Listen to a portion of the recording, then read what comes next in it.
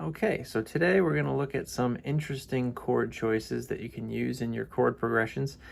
If you haven't already checked out my previous video where we talked about diatonic chords and how to make chord progressions, you should start there. But these are some pretty cool substitutions. We'll look at the different types of 9 chords today. So some multiple fingerings of the different types of 9 chords. We have major 9, minor 9, and just plain old 9, which is a dominant chord. So starting with major 9, a cool way of playing C major 9 would be this. This would be one way of doing it.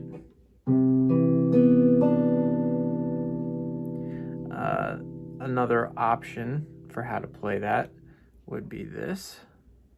This is the same chord without the third interval from the chord. So this is the chord minus the third. So whether you play it that way or this way with the third is up to you. So those are both off of this A string C right here at the 3rd fret. So if we were to try and play those same exact chords using this C at the 8th fret on the E string, we get some different shapes. This would be one. And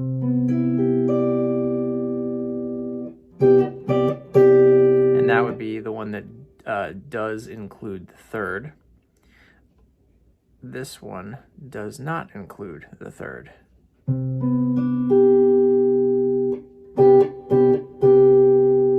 So 4 options, 2 of which have the third, 2 of which don't have the third. And in general, this is a good option that you could use when you're playing the 1 chord of the key or the 4th chord of the key. Typically, you have a 5th chord of the key is also a major chord, but this one would leave the key if you used this one for that. So think chords 1 and 4 for C, for major 9. In this case, C major 9. So then we can move to minor 9. We'll stick with the idea that we're in the key of C. So let's move to where the 2 chord would be, or the 2nd note of the C scale, D, and we're going to play a D minor 9. So first option would be this. And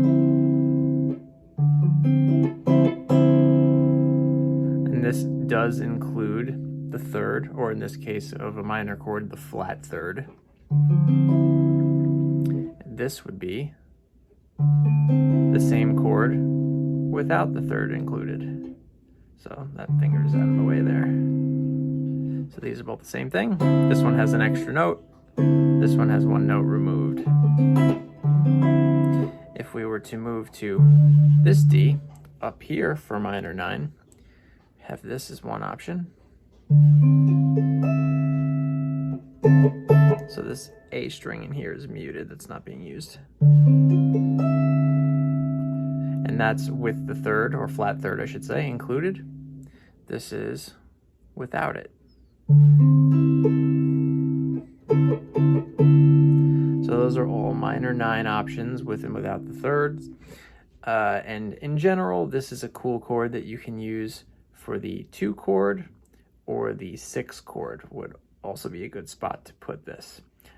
Even though the 3rd chord of a key is always minor, you can't put a minor 9 there. Technically, you could always break the rules if you like the way it sounds, but you would be leaving the key.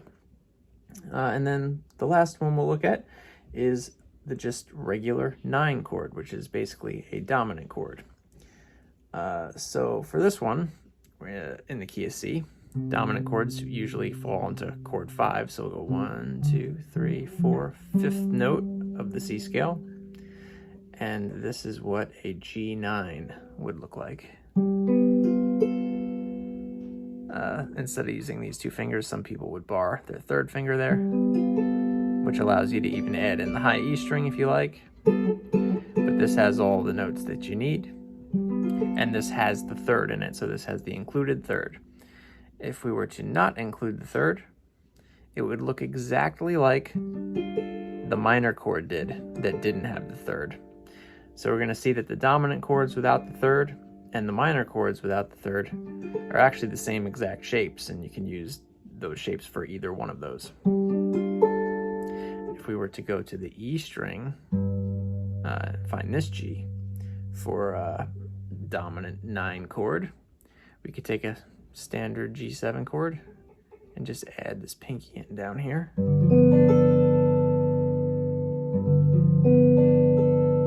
So that would be a G9 over here, also with the third. And if we take the third out, it looks exactly like the minor chord without the third. So we could call this a G9, or we could call this a G minor 9.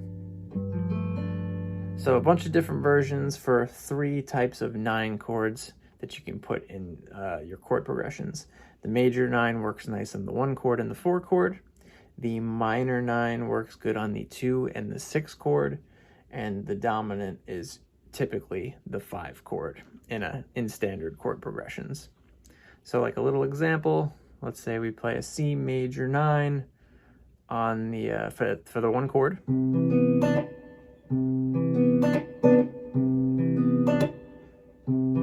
Maybe the 2, D minor 9 without the third.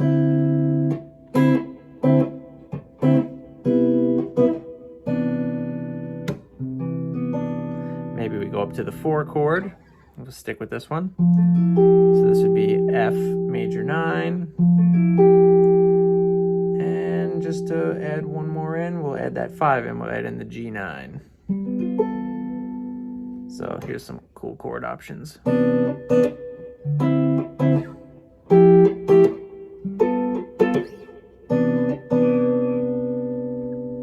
So try to get them individually and then try to mix and match them as best as you can.